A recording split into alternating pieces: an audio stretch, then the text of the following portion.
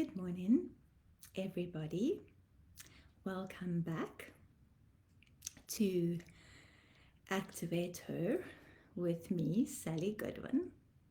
Good morning and welcome to everybody to Activate Her with me, Sally Goodwin, on this Wisdom Wednesday. A wonderful, beautiful Wednesday here in Cape Town, South Africa. And it is Wednesday, the 21st of February, and it is the 12th of Adar, 5784. Good morning, joyful Jolene. Welcome, my friend. It is the 12th of Adar 1. Good morning, amazing Amanda. Good morning, special summer sky. Welcome, welcome, everybody, this morning on this gorgeous Wednesday morning. It is, as I was saying, it's the 12th of Adar, 5784, but it is the 12th of Adar 1. So it is the first month of Adar. We have 2 Adar months this year. Welcome, welcome, amazing Anthea. Lovely to see you, my friend. Good morning, beautiful Brigitte. Welcome. So lovely to see you all this morning on this, as part of this online community, this online family, this church without walls. Good morning, Radiant Roz. Welcome, my friend. And I hope, good morning, Stu. Good morning, beautiful Bertha. Good morning, wonderful Volna. Lovely to see you all this morning. I hope that you enjoyed the teaching that I posted on Monday. Instead of going live, I posted a teaching. Good morning, special Sonia. Welcome to the live, my friend. So good to have you on.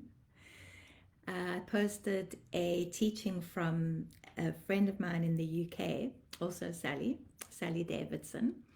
And I just thought that it was so apt and so encouraging for the times that we're in.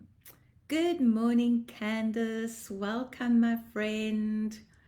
When do you leave, my lovely, for the ship on the ship, should I say? Good morning, Tilly. Good morning, Tishka. Welcome, beautiful friends, beautiful people, beautiful family. I've missed you too, my lovely. I've missed you too.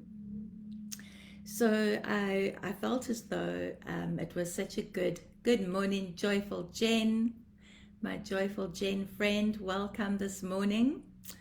It was such a good message to post on Monday, just because of where we are. You also going, Summer Sky?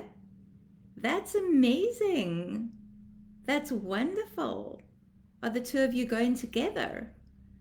Good morning, Estrelita. Welcome, my beautiful friend. Good morning, special Sunette. Welcome to you. Good morning, Helette. What is the weather like where you all are? Tell me where you are and what your weather is like this morning. Unless, of course, you're in Cape Town, and then I know pretty much what your weather is like. Well, you never know in Cape Town, actually. One side of the city can be experiencing completely different weather to the other side of the city. I'm praying for that then, Summer Sky, that you and your mom can go together. Praying for that. Good morning, Tanya. Wonderful. Absolutely. We will pray definitely that your medical results were clear and you are able to go and do what God has called you to do. Good morning, famous Chantel. Welcome. Okay, overcast in Harrismith, a lovely cool morning in Dubai. Welcome, beautiful Tamsin. A cool sunny morning, Jen, with my Jen friend, who's also in Cape Town.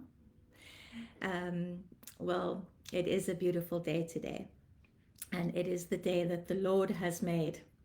So we will rejoice and be glad in it. So I was just mentioning how I posted that video that my friend Sally preached. She is on the leadership team of a vineyard church in the UK called St. Albans. And the church isn't called St. Albans. It's Vineyard St. Albans, the Vineyard Church in St. Albans, which is the place that she lives. Um, and she's on the leadership team there, and she heads up a prophetic community there. She is a prophet, and she is a teacher, and she is a very special, amazing person. And when she preached that message on Sunday, and I knew that she was going to be preaching, and I knew what she was going to be preaching on, and I just knew that it would be such a good message to share for the times that we're in, because sometimes we lose hope. We really do. We lose hope, and we make the mistake of thinking that anything negative, and I've preached on this many, many times on this platform, that we make the mistake of thinking that anything negative, anything, that tremendous shaking, sifting, purging, we make the mistake of either thinking that it's an attack from the enemy, or, that it's something, because it's negative, it can't be God. But God doesn't necessarily. Good morning, magnificent Michelle. His ways are not our ways, and he sees a bigger picture, which is what I also keep reminding all of you about. He sees a bigger picture, and sometimes it is that very shaking. Good morning, Claudia. It is that very shaking. Good morning, Nolutandu. Welcome, my friend. Lovely to see you this morning. It is that shaking that actually points us in the direction of the doorway of hope, because as human beings, we are very comfortable. We like to be comfortable. We like to be, we get into comfortable spaces, and then we're quite happy there, and we would stay there possibly forever if God didn't shake things up. Good morning, lovely Louise. And then also, it is a case of, God needing to shake things up just because of the state of the church and the state of the world. He has to shake people out of complacency. He has to shake people out of their comfort zones. He has to shake things so that all the evil and the wickedness and the true agenda and the true motivation and the true things that are in men's hearts are exposed. And so I just thought it was such a good message to share for such a time as this, because I think the main point that I got out of her message is that our hope is in Jesus and Jesus alone. And another reason for shaking is that God. Good morning, amazing Anisha. Good morning, Sharon. Lovely to have you on this morning, my friend. It is a space to shake, sift, purge all of the things that we don't need in our lives, out of our lives, and also to shake the things that we put our faith in. Because so often we say that our faith is in God and God alone, or our faith is in Jesus and Jesus alone. But actually, our faith is in lots of other things, and sometimes God allows those things to be shaken so that we know that our faith can only be in Him, and our provision only comes from Him.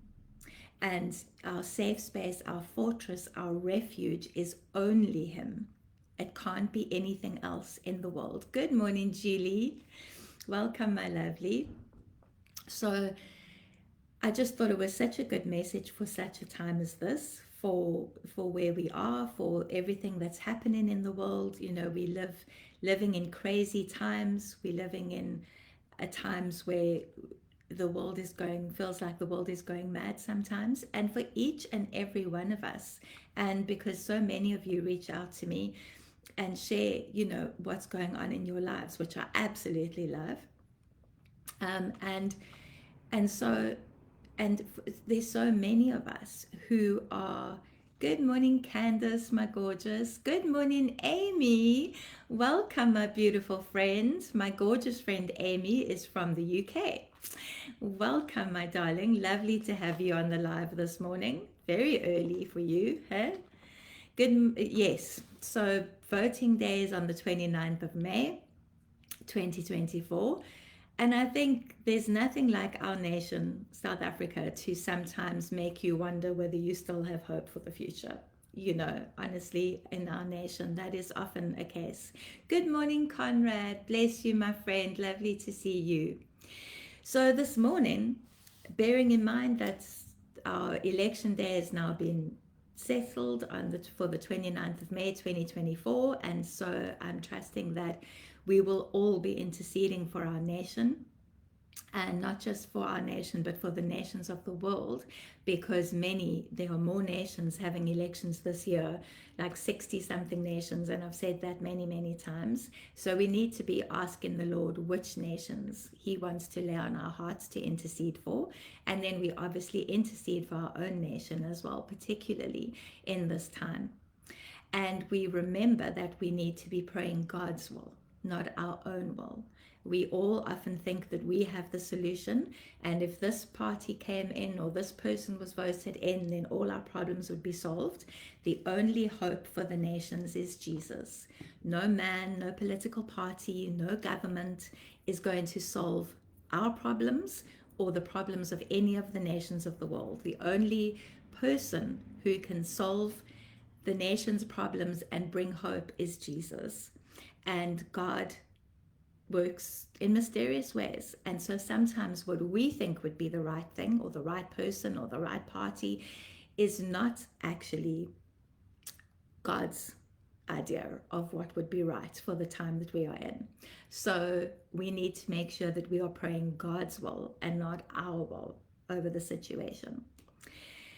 So based on Sally's message on Monday, I woke up this morning because I was praying about what to speak on, and in this first month of Adar, and this pregnant year, this leap year, this global election year, this year that is a hinge, and I've said this before, it is a hinge of this decade. God has said 2024 is the hinge of this decade. It is half time for this decade. And that he said that before I realized that it was a year when so many nations were going into elections. And so it is a year to really be interceding, to really be pressing in, to really be asking for prophetic guidance, for wisdom, for discernment, for what we should be praying and standing for in these times.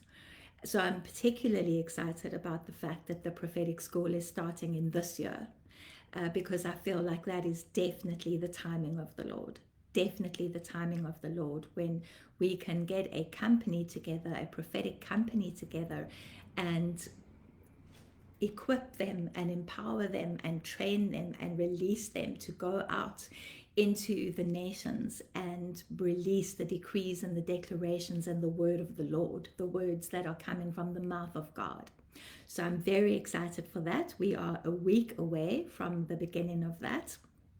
And so please, if you have told me that you are going to be joining the prophetic school, but you haven't yet completed the registration form, please complete the registration form, because I want to send out email communications to the people who have signed up for the prophetic school, and I cannot do that if I don't have your details. So please, if you have said that you're going to sign up for the prophetic school, or you want to do the prophetic school, please reach out to me. Please fill in the registration form. It's on the adverts on Facebook, and yeah, otherwise message me and I can send it to you. Thank you, Bertha. Please like and share. Yes, please like and share. And then I am considering, for those people who are outside of Cape Town, not for those of you who can very well make it to Tableview, even though Tableview might be far. But I am considering, for those of you outside of Cape Town, doing possibly a Zoom of the prophetic course on another evening of the week. But there needs to be enough interest for that for me to set that time aside. So if you are someone who was going to, when I was speaking about the course being online as well, if you are someone who was going to, who lives too far away to make it to the actual in person, because the in person is obviously first prize, but some of you are, yes, Pete, I will do that. I will send that to you. Thank you for asking. But some of you are outside of Cape Town and you can't make it actually into the actual prophetic school. I'm considering doing a Zoom of the course, but I just need there to be enough interest to make that worthwhile for me to set aside another evening to do that. So drop me a message if you are outside of Cape Town. Good morning, Renee. And you would be interested in doing the course online. And then we can possibly look at another 2 evenings a month where I will repeat what we've done in person via Zoom. So yes, so please just send me a message and then let me see whether we have enough interest to make that worthwhile. So this morning, following on from Sally Davidson's message on Monday, I woke up this morning with Proverbs 13 verse 12 running through my spirit. And I'm going to read Proverbs 13 verse 12 to you in various different translations, as is the way that I do things, because so that you get a broad idea of what Proverbs 13 verse 12 says. So in the New King James Version, Proverbs 13 verse 12 says, "Hope deferred makes the heart sick, but when the desire comes, it is a tree of life." Hope deferred makes the heart sick, but when the desire comes, it is a tree of life. And how many of us have heard that verse quoted so many times and even possibly quoted it ourselves, but we haven't actually stopped to think about what it actually means. In the Message translation, I'm going to read the Message translation last. Proverbs 13 verse 12 in the Amplified, "Hope deferred makes the heart sick, but when the desire is fulfilled, it is a tree of life." That is the Amplified Bible. In the scriptures, so that's the more direct translation from the Hebrew, it's very interesting. It says, "Expectancy drawn out makes the heart sick." Expectancy drawn out makes the heart sick, but a longing come true is a tree of life. And sometimes I think that hope is such a nebulous concept for us. Hope is like it's not something tangible, and sometimes I think we don't have a full understanding of what hope actually is. Hope for the future, hope for ourselves. We understand, from an English perspective what hope is, but I think that some of these other translations, when they equal hope to expectancy, an expectation of something, that suddenly makes a whole lot more sense. And then in the Message translation, it says, "Unrelenting disappointment leaves you heartsick, but a sudden good break can turn life around." Unrelenting disappointment leaves you heartsick, but a sudden good break can turn life around. So when you think of hope, and then you think of, in this specific instance, Proverbs 13 verse 12, when we're talking about hope deferred, so we're not talking about hope as in on its own, we're talking about hope deferred. So the scriptures equivalent hope to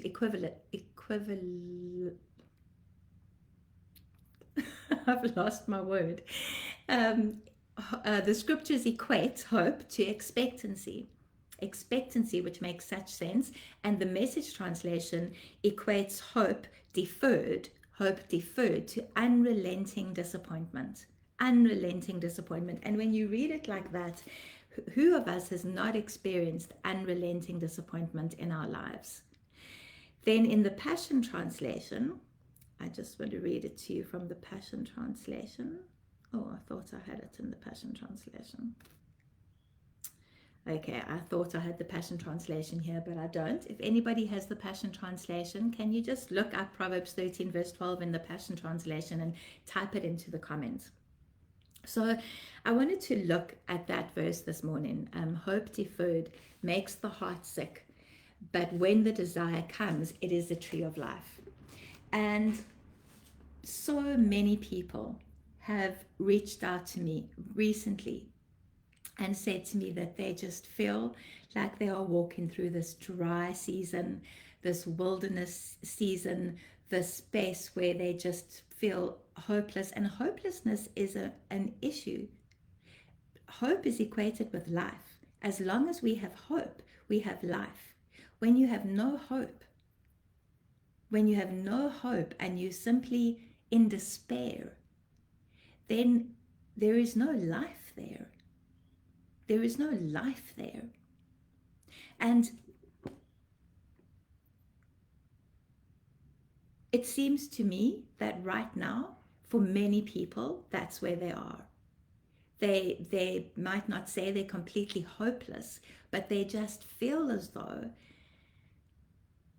they're just plodding ahead, putting one foot in front of the other, moving forward, but with no excitement, with very little hope or no hope for the future. And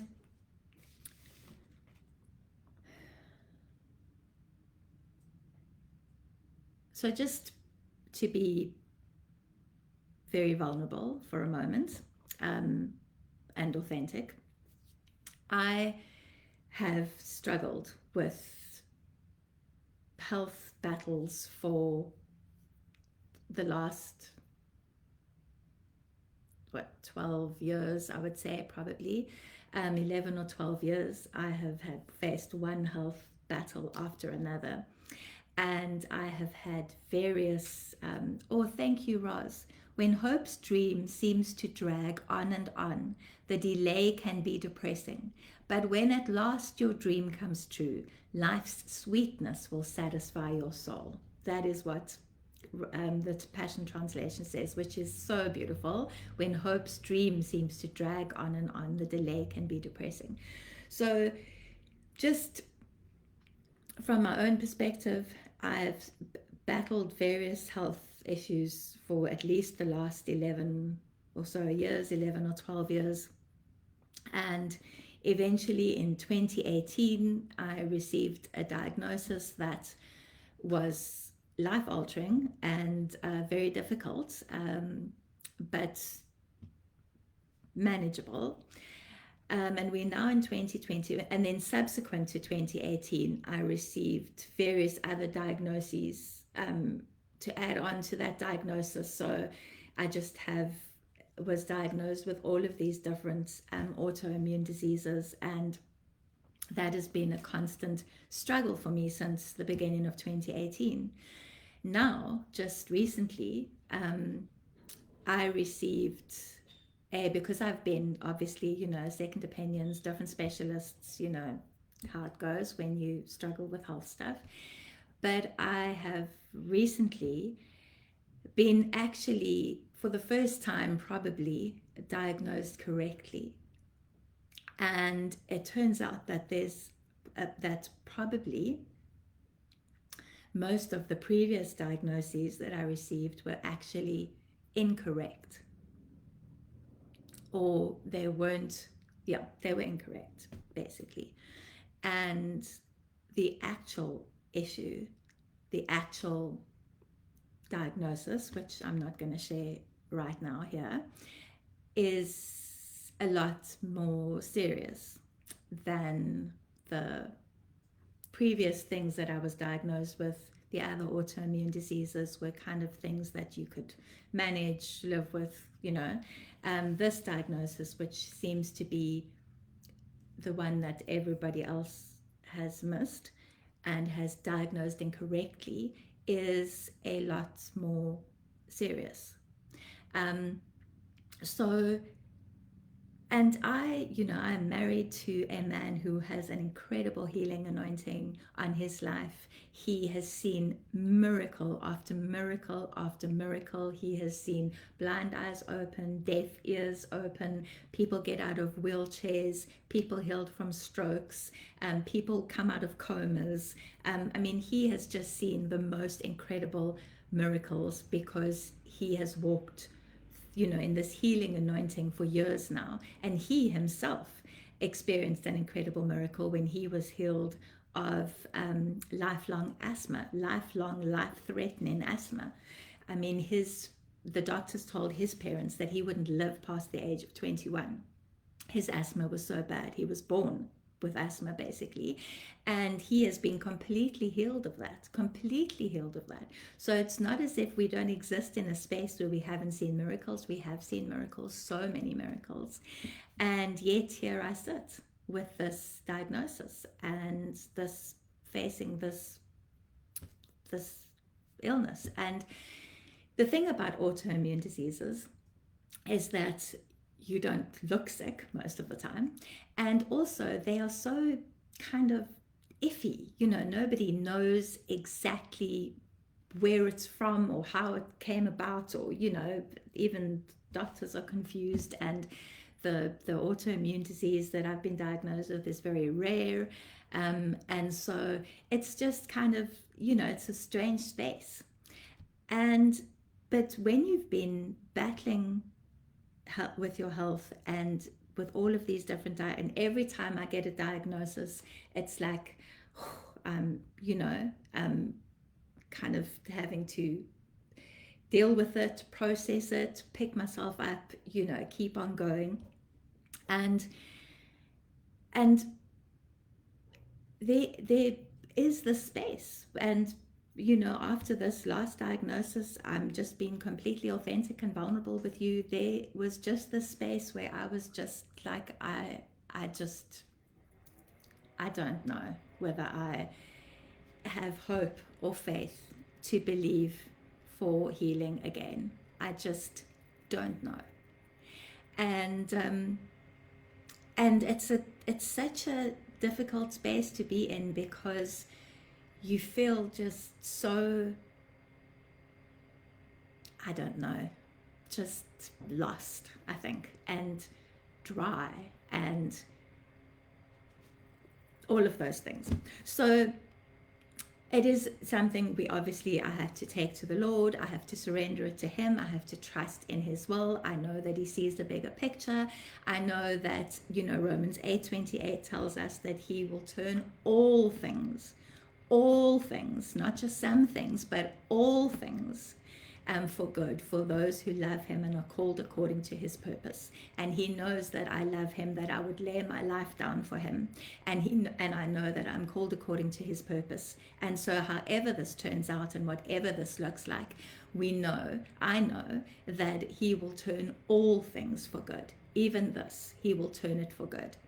But it took me a little while to get to that point. I didn't feel like that immediately. And I think sometimes as Christians, we kind of, there is this expectation to be super spiritual and put, a big smile on your face and be like, that nothing bothers you and nothing worries you and everything's absolutely fine and life is perfect. I'm so super spiritual that my life is perfect and my children are perfect and everything is perfect, and that's not real life. That's not real life. And so if that's what you're looking for from me, then you're not going to get that, because I live a real life on this earth, and I battle with stuff, and I have these health things, and life is life. And the problem with putting on, a brave face and a big smile and pretending everything's fine is that you make people who, whose lives aren't 100% fine, which, let's be honest here, nobody's life is 100% fine or perfect. Nobody's life. If your life is 100% fine and perfect, then please will you let me know what the secret is. But nobody's life is like that. We live in a fallen world with an enemy that wants to steal, kill, and destroy. But if you pretend that it's not like that, then then other people that feel like they're doing something wrong. And I have struggled with that through all of my different diagnoses. I've had people question my faith. I've had people question whether I have secret sin, some kind of secret sin, and maybe that's why I'm sick. I have had people question whether I need deliverance because maybe, have some kind of demonic stuff, and that's why I'm sick. I've had people tell me that I need inner healing. I have had so many different people with all the love in the world and all the good intentions in the world suggest all of these different things, and I know I have been for inner healing. I have been for, if people said, if you stand up if you need healing, I am the first person to stand up. I'm not hiding from what's wrong with me. I've cleansed my bloodline. I have gone through all the generational stuff and broken off generational curses. I have done all the things. I promise you I have done all the things, and I promise you I don't have any secret sin at all. But life is life, and things happen that nobody always understands. And so when I preach from Proverbs 13 verse 12, hope deferred makes the heart sick, but when the desire comes, it is a tree of life. I speak from my own experience. I understand how hard it is to have hope deferred, how hard it is to get up every morning and say to the Lord, today, Lord, could be the day that you heal me, and I'm ready for it. And I have had an encounter with Jesus. I think it was a couple of years ago, a year or two ago. And when he said to me, if I don't heal you, will you still lay your life down for me? And I said, yes, I will. Because whether you heal me or whether you don't heal me, on this earth, when I step into eternity, I will be fully healed. So I will go from life to life. And that my following Jesus and being obedient to what he has called me to is not conditional. It's not based on what he can do for me or what my expectations of him are. It's enough that he laid his life down for me. That makes me willing to lay my life down for him. So do we walk in victory? Absolutely. Do we fight from a place of victory because the victory has already been won? Absolutely. Does it always feel like victory? No. No, it doesn't. Doesn't always feel like victory. And that is just the reality. That is just life. It doesn't always feel like victory. Some mornings it feels like just getting out of bed is an enormous task, and that's victorious for me. But I wanted to look at this verse. Hope deferred makes the heart sick, but when the desire comes, it is a tree of life. And, we tend to read again, one verse like this, and we just take that verse. But if you read the whole of Proverbs 13, it is about wisdom, it is about discipline, it is about all of those sorts of things.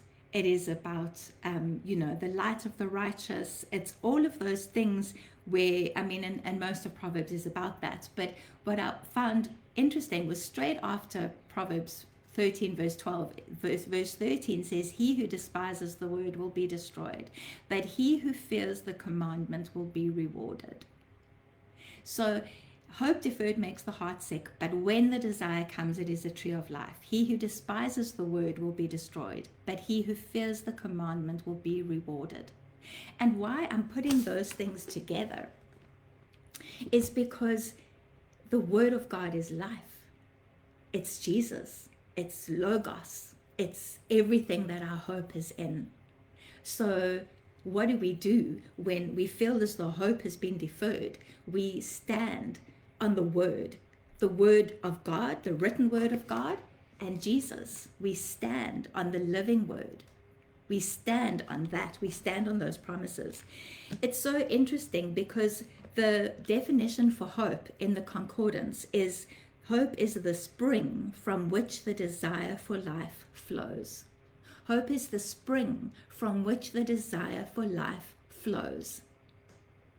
If you don't have hope, you have no desire for life. And sometimes it is that sometimes it's something we have to choose. You know, like we choose to forgive. It's not always a feeling. It's not always a feeling. That's why it says hope deferred makes the heart sick. What is your heart? Your heart is the seat of your inner nature. Your heart contains your emotions, your mind, your will. Your heart is the place where your rational thinking process occurs. What does that tell you? It tells you that in that space, in that inner place, you can choose hope. You choose faith. You choose forgiveness. You don't wait to feel it.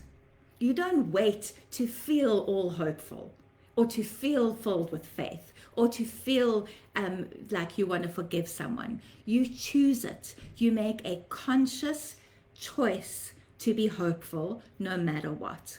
Because we have hope. We have Jesus. We step from this life into eternity with him.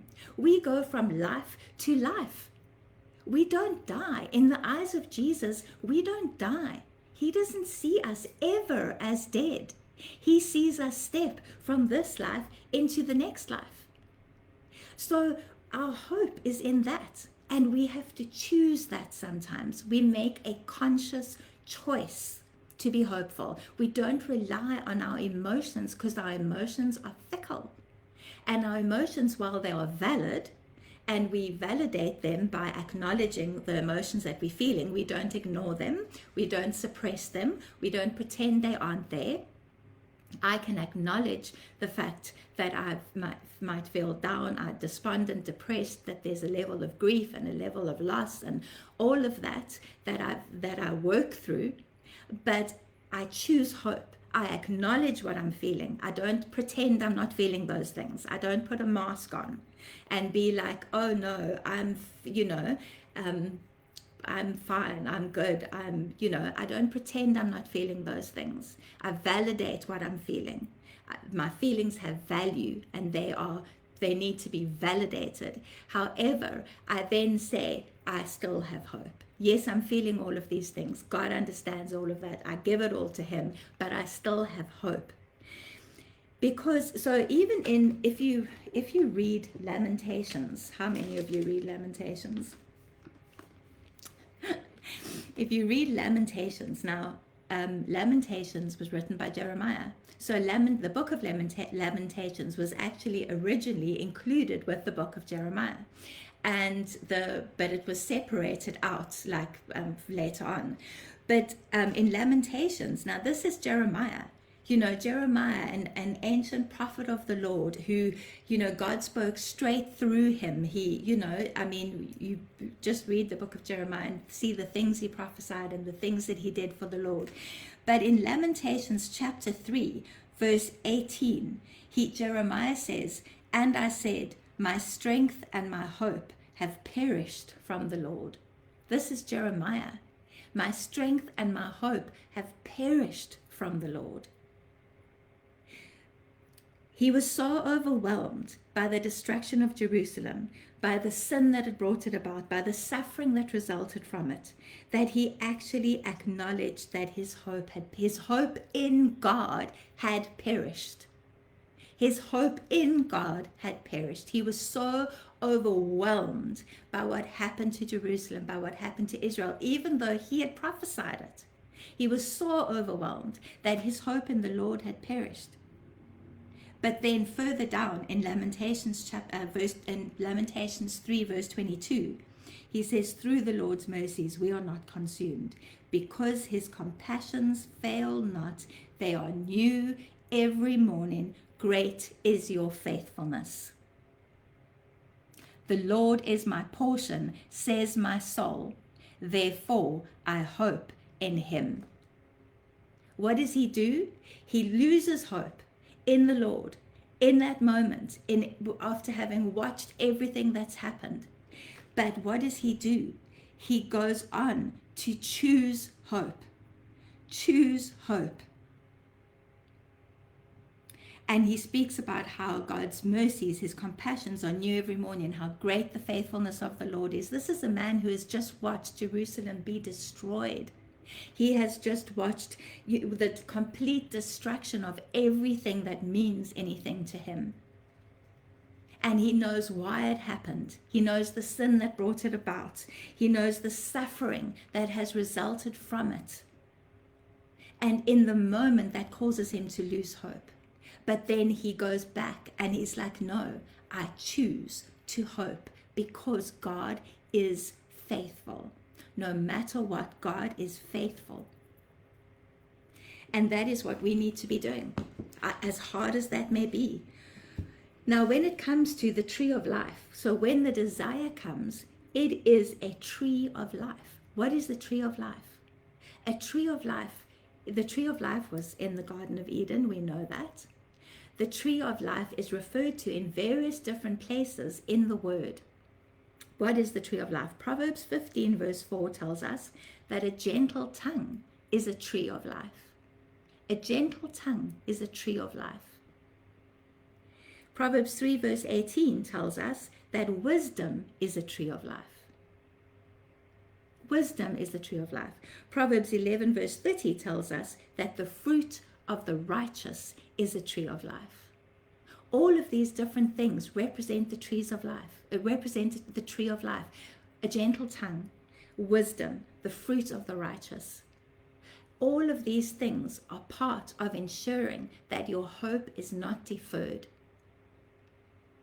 That your hope is not deferred. And even if you are facing unrelenting disappointment, even if your expectancy has not taken place yet, you choose to have a gentle tongue. You choose wisdom. You ask God for wisdom. And you choose to still ensure that your fruit, that you produce the fruit of righteousness. The fruit of righteousness. And then, of course, we know that the tree of life is mentioned in Revelation 2 verse 7. And I found this so interesting. Because in Revelation 2 verse 7, it tells us, and then this is Jesus, the words from Jesus spoken through John the Revelator to the church in Ephesus.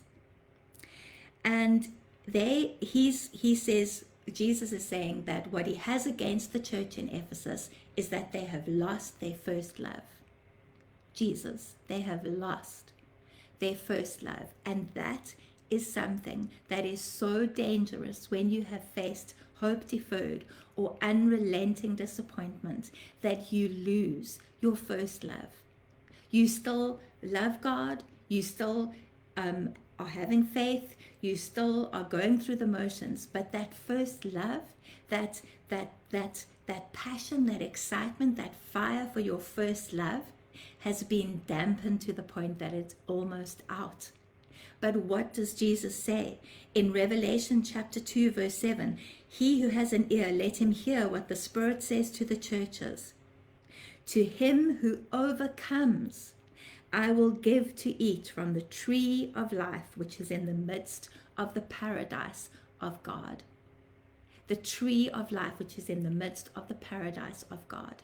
to him who overcomes, to him or her who overcomes hope deferred, unrelenting disappointment, and realizes that your desire only needs to be for your first love. If Jesus is your main desire, your hope can't be deferred because you are focused on him. You are focused on him as your first love, and so there is always hope. And you overcome unrelenting disappointment. You overcome hope deferred. You overcome expectancy that is not come through for you yet. You overcome those things by focusing on by focusing on Jesus, and thus being granted access to the tree of life, exactly the way Jesus said to the Loveless Church. And then again in Revelation 22, it says, and he showed me a pure river of water of life, clear as crystal, proceeding from the throne of God and of the Lamb. In the middle of the street and on either side of the river was the tree of life, which bore 12 fruits, each tree yielding its fruit every month. The leaves of the tree were for the healing of the nations. Revelation 22, verse 1 and 2. The tree of life and the leaves of the tree were for the healing of the nations, and it bore fruit, each tree yielding its fruit every month. What does Proverbs 11, verse 30 say? The fruit of the righteous is a tree of life. And here it is. Here it is, again, repeated in Revelation 22, verse 1 and 2. The fruit of the righteous is the tree of life. The tree of life will yield its fruit every month and bring healing to the nations. Bring healing to the nations. And that is repeated. It's prophesied in Ezekiel 47, verse 12 as well. Prophesied in Ezekiel 47, verse 12 as well as the tree of life that is written in Revelation 22, verse 1 and 2. So what does this tell us? It tells us there are a few different explanations or descriptions for the tree of life, but they are all encompassed in that tree of life that stood originally in the Garden of Eden and stands again in Revelation. That tree of life that was right at the beginning and is right at the end as well. And another tree is the tree that Jesus was crucified on. The tree of death that Jesus was crucified on actually became a tree of life for all those who believe in him, love him, and follow him. The tree of death, what was originally intended to be a tree of death, became a tree of life. And that is such a clear depiction of this verse. Hope deferred makes the heart sick, the tree of death. But when the desire is fulfilled, it is a tree of life. Jesus is the desire that needs to be fulfilled in your life in order to move from the tree of death to the tree of life. It can't be our own rational thinking, our inner nature, our emotions, our mind, our will. That is the tree of good and evil, the tree of knowledge. That doesn't get you life. The tree of life is ultimately Jesus. And when we return to our first love fully, 100%, we cannot but have hope, because he is our hope, and he encompasses the gentle tongue, the wisdom, the fruit of the righteous that is referenced in Revelation. That is all Jesus. That is all Jesus. So in the shaking, in the things that are happening, in the midst of this diagnosis, this space, I can feel hopeless. And to be honest with you, I do have moments of hopelessness, of just feeling hopelessness. That's just, I'm human, that happens. But I can choose hope. I can choose hope.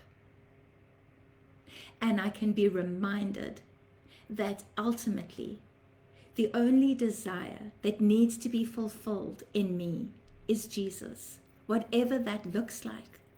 And also that the shaking shakes out the things in my life and in my heart that shouldn't be there. It sifts, it purges, it makes sure that when I stand before him one day, there is nothing in me that is not of him. And ultimately, just the way Sally Davidson preached it on Monday, is the shaking, the valley of trouble that so many of us are walking through right now, is also the doorway to hope. It is also the doorway to hope. So if we stick in the valley of trouble, then we have hope deferred, which makes us heartsick and keeps us trapped there. If we can see the valley of trouble as the doorway to hope, then we know, because ultimately, who is the door? Jesus is the door. The door to hope is Jesus. That is the door to our hope for the future, no matter what it looks like. No matter what it looks like.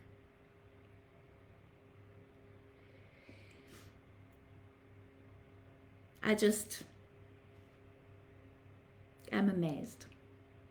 I'm amazed by God and how he speaks in the best of times and in the worst of times.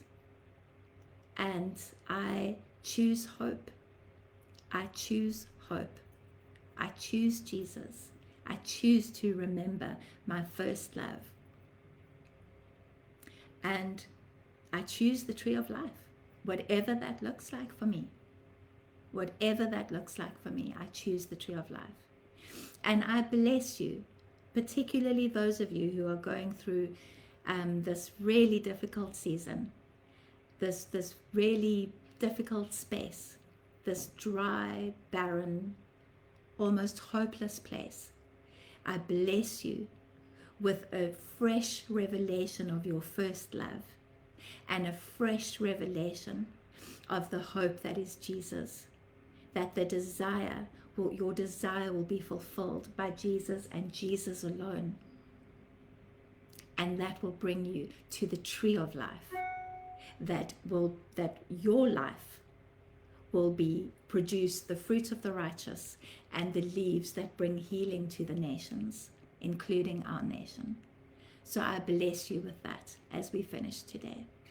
And I love you all loads, and I'm praying for all of you, and I will see you on Friday at 7 a.m.